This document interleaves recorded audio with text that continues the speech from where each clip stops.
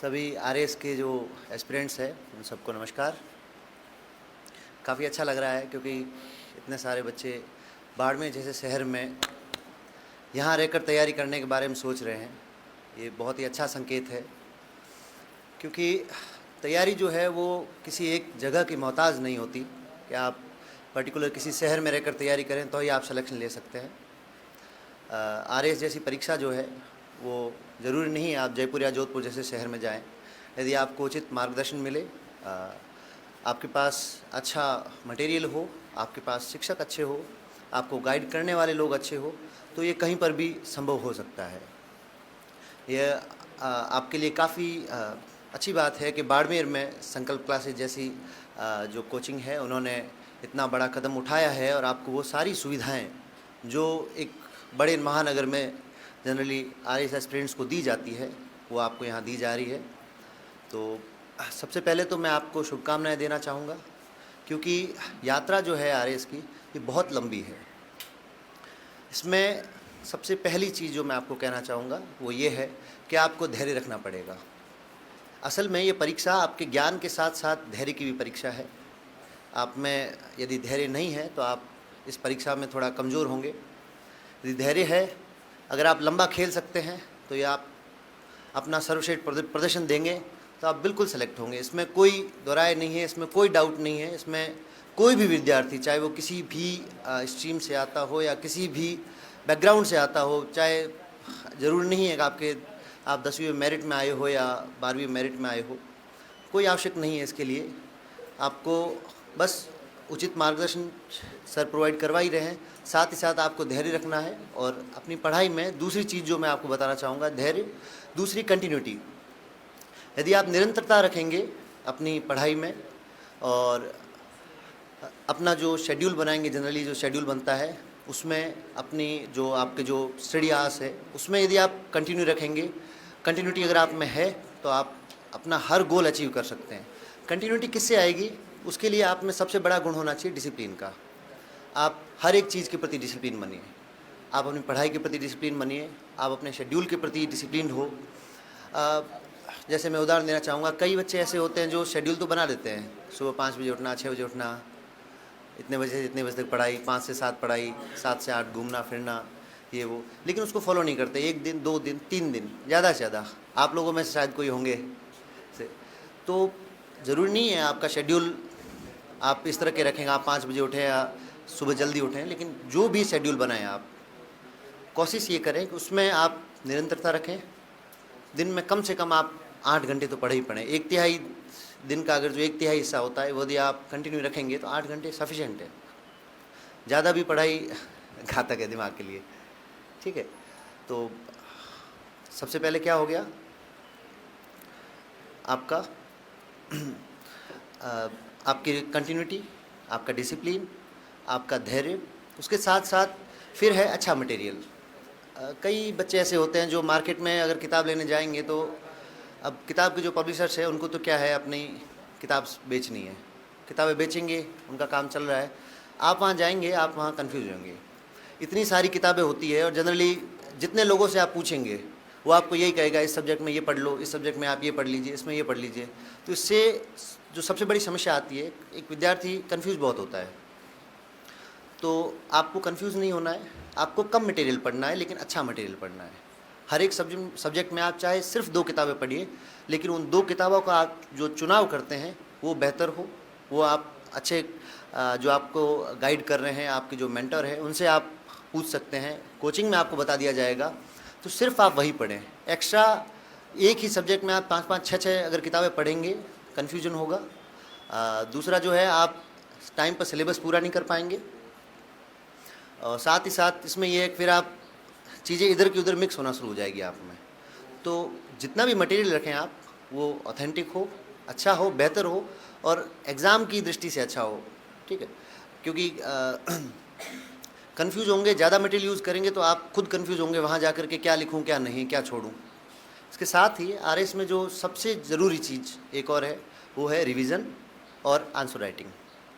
आप पढ़ लीजिए, एक किताब पढ़ लीजिए, एक किताब पढ़ने के बाद आपको ये फीलिंग आएगी कि हाँ मैंने किताब पूरी कर ली है, लेकिन आपको किताब उसमें से याद कितनी है, ज़रूरी ये है। तो जब तक ये है कि आप जितना पढ़ रहे हैं उसका वीकली रिवीजन बहुत ही ज़रूरी है। जैसे आप 7 दिन पढ़ रहे हैं तो आप 5 दिन पढ़िए, 2 दिन उसका रिवीजन कीजिए, वरना आप आगे पढ़ते जाएंगे, पीछे का सारा भूलता जाएंगे, आपका पढ़ा हुआ कोई मतलब मुझे लगता नहीं सार्थक होगा वो। तो ज़्यादा से ज़्यादा रिवीजन पर फोकस कीजिए, अपने खुद के नोट्स बनाइए। आप ये मान के चलिए कि आप ऐसे नोट्स बनाइए, जब नोट्स बनाएं तब आप जब आप ध्यान में ये रखें कि आप परीक्षा से 2 या 3 दिन का समय बचा है, अब लास्ट टाइम में मैं उनको कैसे रिवाइज़ कर सकता हूँ, क्योंकि पूरी किताब आप रिवाइज़ नहीं कर पाएंगे। उदाहरण के तौर पे कहूँ, जैसे आप पॉलिटी में लक्ष्मीकांत पढ़ते हैं, लक्ष्मीकांत एक बहुत भारी और बड़ी किताब है, वो आप उसमें से पढ़ तो लेंगे, लेकिन जब एग्ज़ाम पास में होगा और आपको रिवाइज़ करना होगा तो आप फिर आप किताब से रिवाइज़ नहीं कर पाएंगे उसको। ठीक है, तो आप अपने ऐसे नोट्स तैयार कीजिए, खुद के नोट्स, जो आपको ये लगे कि भी मैं लास्ट टाइम में इनका रिवीजन कर सकता हूँ और इनके रिवीजन से मेरा एक सब्जेक्ट का रिवीजन हो जाएगा। नोट्स का मतलब ये भी नहीं कि आप बहुत बड़े बड़े नोट्स बनाएं। जो चीज़ आपको याद नहीं हो रही है, जो चीज़ याद है उसका नोट्स बनाने की आवश्यकता नहीं है आपको। जो चीज़ आपको याद नहीं हो रही है और जिस चीज़ में आपको लगता है कि आप एग्ज़ाम टाइम में भूल जाएंगे, जैसे फैक्ट्स हो गए, डेटा हो गया, इस तरह की चीज़ें जो है, उसमें आप कोशिश ही कीजिए कि उसमें आप शॉर्ट नोट्स बना लीजिए ताकि आपको लास्ट टाइम में रिवीजन हो। और साथ ही साथ सबसे ज़रूरी चीज़, वो आप आज से ही शुरू कर दीजिए यदि आप नहीं कर रहे हैं तो, वो है आंसर राइटिंग। रोज़ का 1 घंटा आप कम से कम लिखने को दीजिए, क्योंकि आप समस्या आती है, मेरे साथ भी समस्या आई थी पहले अटैम्प्ट में, क्योंकि पहले अटैम्प्ट में मैंने आंसर राइटिंग बहुत कम की थी। तो जब आप पढ़ सारा लेते हैं, आपको लास्ट तक ये लगेगा कि नहीं यार थोड़ा और पढ़ लेता हूँ, थोड़ा और पढ़ लेता हूँ, अगर 10 दिन और मिले होते तो मैं और अच्छे से पढ़ लेता।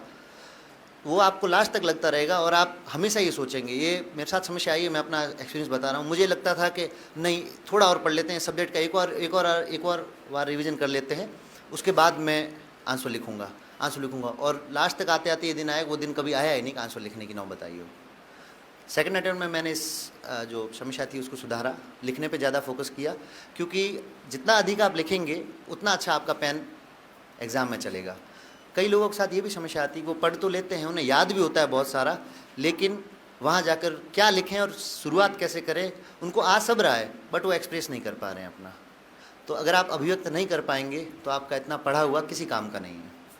तो आज से ही आप कम से कम आधा 1 घंटा रोज़ लिखने को दीजिए। रोज़ 2 सवाल 3 सवाल लिखिए। आप आपकी फैकल्टीज़ हैं उनको आप चेक कराइए, आपके जो दोस्त है और तैयारी कर रहे हैं आपस में चेक कराइए। और एक वीक में आप एक बड़ा टेस्ट जरूर लिखें एक सब्जेक्ट का, जैसे 70 नंबर का, 80 नंबर का, जिसमें एक पूरा सब्जेक्ट कवर होता हो। अपना टाइम टेबल ऐसे बनाएं कि निश्चित समय में एक सब्जेक्ट को पूरा करें और उसके बाद में उसके टेस्ट लिखें। जितना ज़्यादा आप टेस्ट लिखेंगे उतना ज़्यादा आप एग्ज़ाम में जो अभिव्यक्त कर पाएंगे। कई बार ऐसा भी होता है कि आपको पढ़ा हुआ कम है और उस तरह का कोई सवाल आ जाता है कि आपको इसमें कम आ रहा है, तो यदि आपने लिखने की प्रैक्टिस कर रखी है ना, तो आप कम से कम कुछ न कुछ आप उसमें लिख कर आओगे और बेहतर ही लिख कर आओगे। ठीक है, तो इसके अलावा तो मैं और क्या बताना चाहूँगा, ये मेरा यही पर्सनल एक्सपीरियंस था। आप डिसिप्लिन रहें, आप आंसर राइटिंग करते रहें, रिवीजन पे ही फोकस रखें। आप जितना पढ़ें उतना रिवीजन करें। 5 दिन पढ़ा, 2 दिन रिवाइज़ किया, और जब तक कोई चीज़ याद ना हो उससे आगे बढ़िए ही मत। आपने पढ़ लिया, आपको लगेगा हाँ मैंने पढ़ तो लिया ये, बट याद नहीं है वो। जितना ज़्यादा रिवीजन करेंगे उतनी ज़्यादा चीज़ें मजबूत होगी और उतना ही ज़्यादा आपको एग्ज़ाम में फ़ायदा होगा। ये डिसिप्लिन रहें अपने हर चीज़ के प्रति, अपने शेड्यूल के प्रति, अपने सिलेबस के प्रति। आपको एक और चीज़ जो मैं कहना चाहूँगा, थोड़ा सा आप तैयारी के दौरान, जब तक आप विद्यार्थी हैं और सिलेक्शन नहीं हो जाता, थोड़ा सा स्वार्थी बनिए। ठीक है, स्वार्थी पढ़ाई के मामले में। अपनी पढ़ाई से कभी कॉम्प्रोमाइज़ मत कीजिए, चाहे कुछ भी हो। 8 घंटे पढ़ना है मतलब पढ़ना है। यदि किसी दिन अगर आप छूट जाती है तो आप कोशिश करें उसको अगले 2 या 3 दिन में उसको कवर अप करने की। स्वार्थी बनेंगे तो बेहतर है आपके लिए ही, क्योंकि अभी के 2, 3, 4 साल जो है जब आप तैयारी कर रहे हैं वो बहुत अच्छा समय है। इस समय आपकी जो एज है उसमें दिमाग की ग्रहण करने की क्षमता सबसे अधिक होती है। जैसे जैसे समय बीतता जाता है बस उसकी क्षमता कम होती जाती है।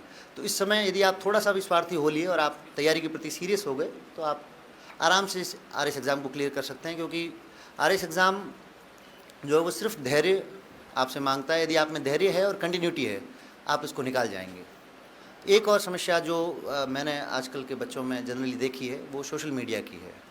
सोशल मीडिया जो है आप चलाते होंगे लगभग मेरे लोग, उसको जितना ज़्यादा हो सके आप अवॉइड कीजिए, जितना हो सके। यदि क्योंकि अभी आवश्यक भी नहीं है आपके लिए सोशल मीडिया चलाना, उसको चलाने के लिए आपकी उम्र है, क्योंकि कई लोग ही होते हैं मैं एंटरटेनमेंट के लिए चला लेता हूँ 10 या 15 मिनट, लेकिन वो 10 या 15 मिनट होता नहीं है। आप अपना स्क्रीन टाइम आज सब निकाल के देखिएगा कि आप मोबाइल को कितना समय देते हैं। अगर आप मोबाइल पे क्लास नहीं ले रहे हैं तो आपको खुद को पता चल जाएगा कि वो आपकी तैयारी में कितना बड़ा बाधक है। Social media, Instagram, Facebook, Twitter, जो भी आप यूज़ करते हैं उसको कम से कम यूज़ करें। मुझे जितना कह रहा था, हालांकि मैं कह चुका हूं और मेरे से भी बड़े बड़े और धुरंधर खिलाड़ी हैं यहाँ पर। यदि आपको कोई प्रश्न हो तैयारी के रिलेटेड तो आप पूछ सकते हैं। प्रश्न के लिए मंच खुला है।